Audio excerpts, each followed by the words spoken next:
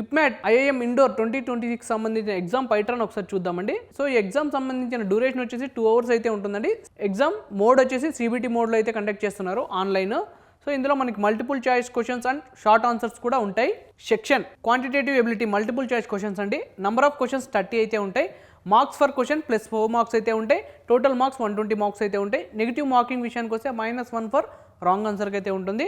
Quantitative ability short answer అయితే number of questions 15 అయితే ఉంటాయండి. Marks for question plus 4 marks అయితే ఉంటాయి.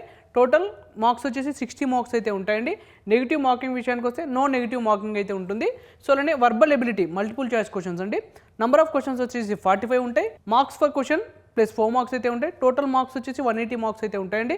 నెగిటివ్ మార్కింగ్ విషయానికి వస్తే -1 ఫర్ రాంగ్ ఆన్సర్కి అయితే ఉంటుంది. సో టోటల్ క్వశ్చన్స్ వచ్చేసి 90 క్వశ్చన్స్ అయితే ఉంటాయండి. టోటల్ మార్క్స్ వచ్చేసి 360 మార్క్స్ అయితే ఉంటాయండి.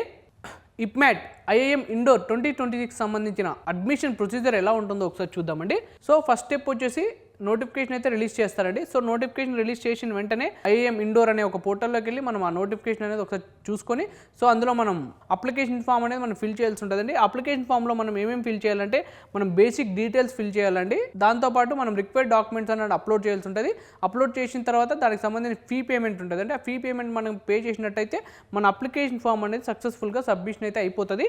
దాని తర్వాత థర్డ్ స్టెప్ వచ్చేసి మనకి సర్టన్ పోర్టల్లో మనకు అడ్మిట్ కార్డ్స్ అనేది రిలీజ్ చేస్తారండి. సో ఆ అడ్మిట్ కార్డ్స్ అనేది మనం డౌన్లోడ్ చేసుకోవాల్సి ఉంటుంది.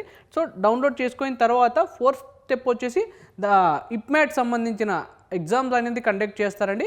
సో ఆ ఎగ్జామ్ అనేది మనం అటెండ్ అవ్వాల్సి ఉంటుంది. సో అటెండ్ అయిన తర్వాత ఫిఫ్త్ స్టెప్ వచ్చేసి short listing for interview. So ఎవరైతే ఇప్మాట్ సంబంధించిన ఎగ్జామ్స్లో మెరిట్ స్కోర్ చేసి ఉంటారో సో వాళ్ళకి పర్సనల్ ఇంటర్వ్యూ అనేది కండక్ట్ చేస్తారండి. సో ఆ పర్సనల్ ఇంటర్వ్యూ కండక్ట్ చేసిన తర్వాత ఫైనల్ స్టెప్ వచ్చేసి సో మీకు ఇప్మాట్ సంబంధించిన స్కోర్ బేస్ చేసుకొని సో దాంతోపాటు పర్సనల్ ఇంటర్వ్యూని బేస్ చేసుకొని సో మనకి సీట్ అనేది కన్ఫర్మ్ చేస్తారు. సీట్ కన్ఫర్మ్ చేసిన తర్వాత స్టెప్ 7 వచ్చేసి మనకి ఎవరైతే సెలెక్ట్ అయింటారో సో వాళ్ళు సెలెక్ట్ అయిన క్యాండిడేట్స్కి మనకి ఐఐఎం ఇండోర్ నుంచి ఒక admission offers and joining letter అయితే రిలీజ్ చేస్తారండి. సో లెటర్ రిలీజ్ చేసిన తర్వాత మనకు అడ్మిషన్ అనేది కన్ఫర్మ్ అయిపోతుంది. సో ఇదండి ఇండియన్ ఇన్స్టిట్యూట్ ఆఫ్ మేనేజ్మెంట్